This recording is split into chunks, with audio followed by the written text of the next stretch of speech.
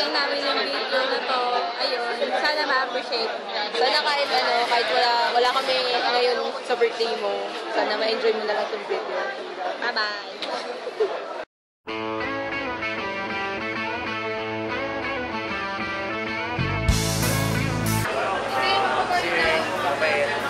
Router, hindi masaya. Bigay ay, kala ko nung una ay masungit. Hindi ka papansinin na parang iba yung mundo. Pero nung kinalaunan, nung maging close, mabait,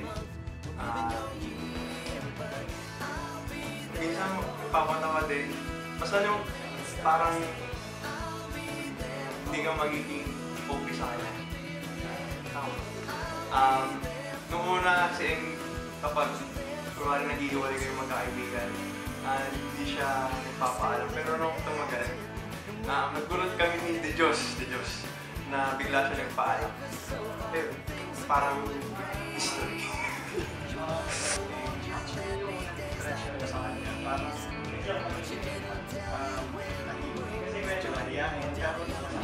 Actually naman, nung third enter lang ako, kakilala mo siya kasi close na talaga. Doon ko na-realize na okay na siya kasama. Tapos okay nga pala, galing pala niya mag-violin. Naalala ko nung first term. Ayun na, parang wala sa, hindi halata sa kanya na ako maingay. Bali, di ba magkaklase tayo sa Tinder? Akala ko dati, skip ka kasi iba rich kids. Kasi scrolling nga sa'yo ng puso ko. Tapos mali pa na ako akala kasi super friendly. First impression, payat. Payat, matalino, mabait. Tapos kala ko innocent ka talaga. So, super innocent. So, parang ayaw mo sa lalaki, gano'n. Pero nung nagkilala tayo na matagal, ayun na, alam ko, you're just a normal girl with normal dreams. Ganyan. Basta naman na yun. Sige, happy birthday. Pagkakilala ko si Kate. Pagkakilala ko si Kate. Ano yan, parang nung muna talaga tayo make, tapos ayos lang. Tapos dumating yung mga second year, ayos pa din, parang makakabiro ako naman. Tapos pagdating ng namin, yung third year, lalo na yung P6, alam na. Tapos, yun, tapos lalo pa nang dumating yung intervention namin. Mas nakilala na siya. Ayos. Yun. Basta na gano'n ka pa rin. Tapos makakahal tayo magkakablak para enjoy. Kasi din kasi kung pasilin mo na Diyos, loko-loko yun.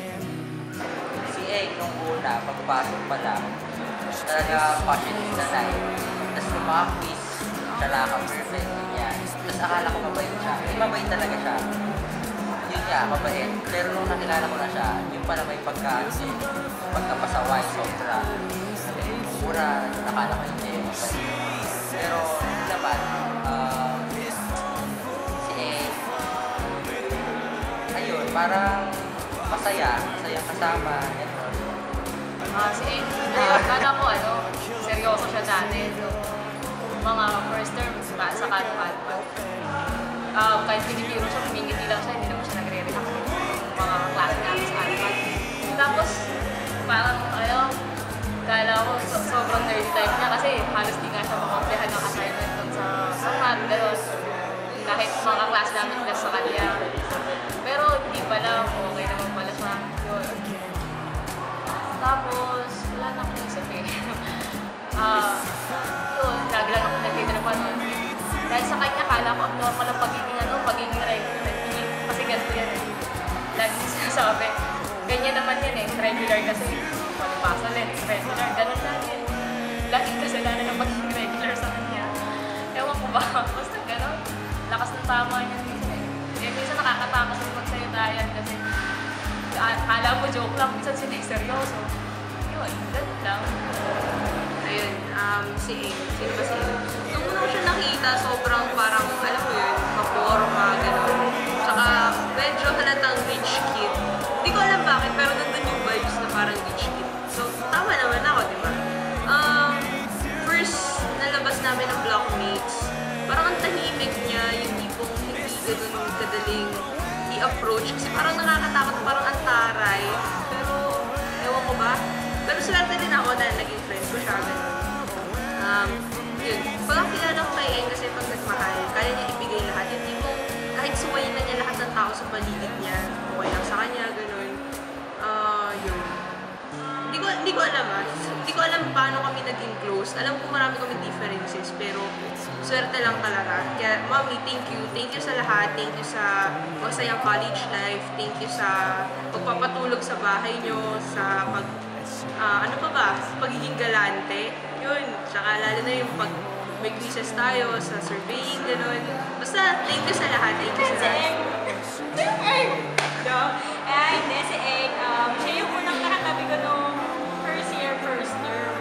Pero hindi ko alam yung pangalan mo talaga. Pero tinabihan ko siya. Tapos nalaman ko na pares pala kami taga-Cavite. Yun eh. May kakilala pa kami ng tao na. Ayun, pares namin kilala. Gano'n. Tapos, hindi ko naman akalain na magiging close talaga kami. Tapos, simula nung nag-take kami ng 22. Ayun, after nun, hindi na talaga kami naghiwalay. As in, super naging close. So kami, hindi na namin kaya mag-take ng subject na wala yung isa't isa. Tapos, hanggang sa sinasabi niya na ako pauwi, kaya yun, nakakatipid din ako sa allowance ko. First impression ko kay wala, tahimik lang talaga siya. As in, parang baby lang talaga siya. Ganun, kasi, yun nga, maliit siya, tapos hindi pa siya masalita, kasi yung tao hindi marunong magalit. Okay, i-describe ko na sa tagal na namin magkakilala. Si Aang ay isang tuyoin pa. Tapos, ano ba ba? Ayun, sobrang galante niya. Lalo na nung nagsiselebrate pa yan ng Windsor nila. Ayun, pinapakain nila kami ng pizza, mga ganun. Tapos, saan na kami yun. Kaya, gusto namin mag-Thursday palagi. Ano mo magkakala ko eh? Wala, siya lang yung tao, hindi talaga marunong magalit. Parang sa amin apat.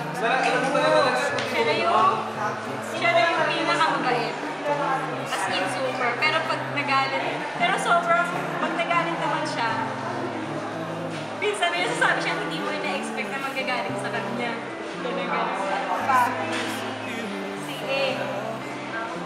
Wala, at tumid. Kasi ang kaya ko, yun, hindi kami nagkakasundo ng dalawa. Tapos nagkakasundo din kami pag namimili ng mga bagay-bagay, mga dress, gano'n. So, yun lang. Si Aang, na-meet ko siya nung grade 4 kami. Tapos, in-introduce ako sa kanya ni Tita Josmin. Kasi nandun kami sa line. Tapos, before pumasok ng classroom, parang naghahanap ng friends si Aang kasi new student siya. Tapos, kinalabit ako ni Tita Josmin. Tapos, kinask niya ako kung anong name ko. Tapos, sinabi ko, Isabella po. Tapos nun, akala ko parang may problem si Aang. Akala ko parang abnormal siya or what. Kasi pikit ng pikit yung mata niya. Kasi ganun siya ng ganun. Akala ko abnormal siya. Tapos nun, hindi ko alam. Sinabi pala ni Aang sa mami niya na, Mami, ang ganda ni Isabella. Pero hindi ka pa kami agad naging friends nun. Nung naging grade 5 kami, meron kaming common friend, si Mahi. Tapos, naging group kami, 3 kami, Powerpuff Girls.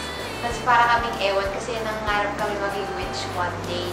As in, every recess, break, nagpupunta kami sa CR, tapos nagbabasa kami about witchcraft, nag-research kami ng mga kung ano-anong mga spell. Meron pa kami yung mga kaaway namin, gusto namin, paparusahan namin ganyan. Tapos noon, nung grade 5 kami, nagkaroon na kami ng ibang group. Nagkaroon kami ng Kit Kat Girls, or through the years sinatawag namin. Sina Pam, Justin, siya, si Reg, ako, si Eng, si Denise, tapos si Shannon. Tapos nun, hanggang grade 6 kami na yung friends. Hanggang sa naging high school kami, ang naiwan na lang sa amin is ako, si Eng, si Justin at saka si Pam. Tapos nung na-meet na namin si Iman at saka si Papi, naging burao kami. Tapos before pa kami maging mag-boyfriend ni Iman, naging love team muna sila ni Eng. As in, ako yung bridge nilang dalawa. Pero sa kasamaang palad, si Eng, hindi niya gusto si Iman. As in, si Eng yung unang girl na nang-busted kay Iman. Siguro kaya hindi sinagot ni Eng si Iman kasi na-feel niya na mas bagay kami. As in, parang siguro in the future, parang kami magkakagusto. Tapos ayun, hanggang ngayon, matapos yung high school, ngayon college na kami, patapos na rin almost. Friends pa rin kami. Kami pa rin buraot. Naging in touch pa rin kami lagi. Through GMs, ganyan, nagbabalita kami sa isa't isa. Tapos ngayon, hiwalay na kami ng universities. Tinatry pa rin namin mag-communicate. Kita kami paminsan-minsan, once a month, ganyan. Ayun, para magbalita-balita kung ano na yung nangyayari sa amin. Kasi yung iba nasa Cavite, yung iba sa Manila, yung iba may work na, si Ima nasa US, ganyan. Pero once na nagsama-sama kami, parang parang isang taon kami hindi nagkita, hindi na uubusan ng kwento, kulitan, hindi kami natutulog pag may mga sleepovers. Grabe. Nung first year and second year kami naman din nalinis yung magkakasama. Tapos nung naging third year kami, nagkaroon kami ng larger group of friends. RQ, yan. Tapos, nung naging fourth year kami, naging close naman kami kay Angke, Ina, JG, naging worms kami. Tapos, hindi ko makakalimutan yun dati. May pangako kami ni Ex sa isa't isa na hindi kami mag-boyfriend hanggat high school kami. Dapat after high school pa. Tapos yun, nasira na yung vow na yun. So, ako, ang napansin ko lang, noon si Eng, siya yung pinaka-nene sa amin. Ganyan, pinaka-wholesome, ganyan. Ngayon, siya na yung pinaka-wild sa amin. Pero okay naman, hindi naman siya naging bad thing kay Eng. As in, parang lumabas yung creative side niya, kung ano yung mga gusto niyang gawin, ganyan. Siya yung pinaka-artistic sa amin, pinaka-smart, ganyan. Si Eng, para sa akin, goal-oriented siya. Like, nung high school, as in, ginawa niya talaga yung best niya para maging honorable mention siya. Tapos, kapag may gusto siya, as in, ginagawa niya talaga. Dati, pag mag-shopping kami, pag may gusto siya, hindi na lang niya susukatin kasi daw, pag hindi bagay sa kanya, hindi na lang niya bibilin. Ayun, parang, basta pag may gusto siya, gusto niya, ganyan. Tapos bata pa lang kami, alam ko, pangarap talaga niya being engineer. Ayan. Engineer Eng Alvarez. What I like about her is that she thinks outside of the box. Parang makakasi Eng, hindi siya mag-isip as in beyond what we see. Ganun siya mag-isip eh. Tapos very responsible din siya. She's very nice. Talented, violin, ganyan. Kapag may gusto siya, like, dati pinangarap niya mag-skateboard. Go! Skateboard siya. Hindi ko talaga alam eh. Magkaiba kami ng personality ni Eng, pero same kami ng likes, ay kami nagkakasundo. As in, tignan ko pa lang siya, parang alam ko na yung iniisip ko. Sobrang magka-jive kaming dalawa. Kaya ay, hindi ko ma-imagine na hindi ko kaya na wala siya sa ko. As in, hindi ako complete kapag wala siya. As in, partners in crime.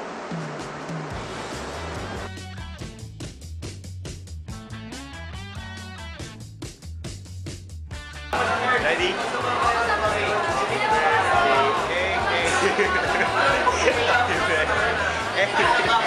Happy birthday.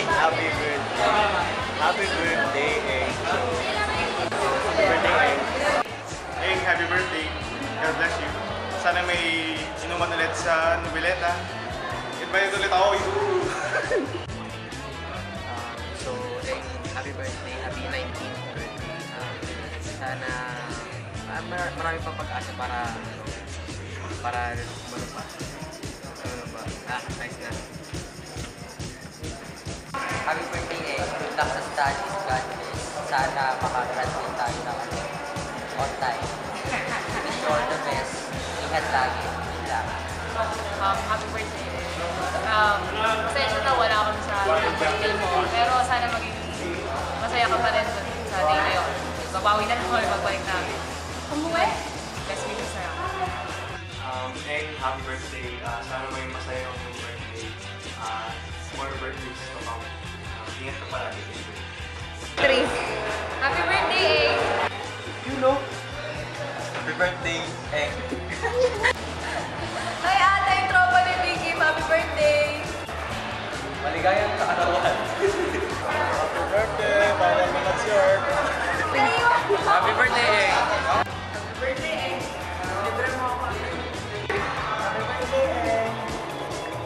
Hi, Eng! Happy birthday! Ano pa ba mahiling ko sa'yo? Wala na.